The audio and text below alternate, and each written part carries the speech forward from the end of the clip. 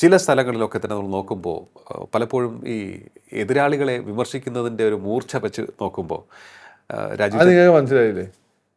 ഈ കള്ളത്തരം കാണിക്കുമ്പോഴാണ് ഏറ്റവും കൂടുതൽ വിമർശിക്കുക, ഏറ്റവും കൂടുതൽ ശത്രുവെന്ന് കാണിക്കുക. കള്ളത്തരം കാണിക്കുന്നില്ല, അത്ര കാണിക്കില്ല. അത് നോക്കിയാൽ മതി.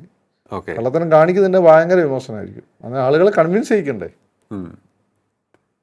It is not an easy task. Okay.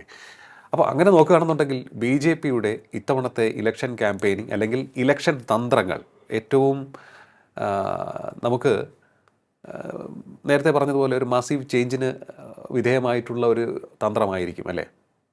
ആയിരിക്കും. കാരണം രാജീവിനെ സംബന്ധിച്ച് റിസൾട്ട് ഉണ്ടാക്കണം. അതിനുവേണ്ടി ഏതൊരു വഴിയിലൂടെ രാജീവ് സഞ്ചരിച്ചു ഒരു ഭ്രാന്തനെ പോലെ. അല്ല, ഈ ചിന്തയ്ക്ക് അല്ലെങ്കിൽ ഈ തന്ത്രത്തിന് തീർച്ചയായിട്ടും എന്തായാലും ഇവിടെ പയറ്റണമെന്നുണ്ടെങ്കിൽ കേന്ദ്രത്തിൻ്റെ അനുമതിയോടുകൂടി മാത്രമേ ഈ തന്ത്രം പയറ്റാൻ സാധിക്കുള്ളൂ. അതെന്തായാലും അത്രേ ഉള്ളൂ. അപ്പോൾ അത് തീർച്ചയായിട്ടും അവരുടെ ഒരു ആശീർവാദത്തോടു കൂടി ആയിരിക്കും. ആയിരിക്കല്ലോ, അല്ലാതെ രാജീവ് പുറത്തായി പോയില്ലേ. ഓക്കെ.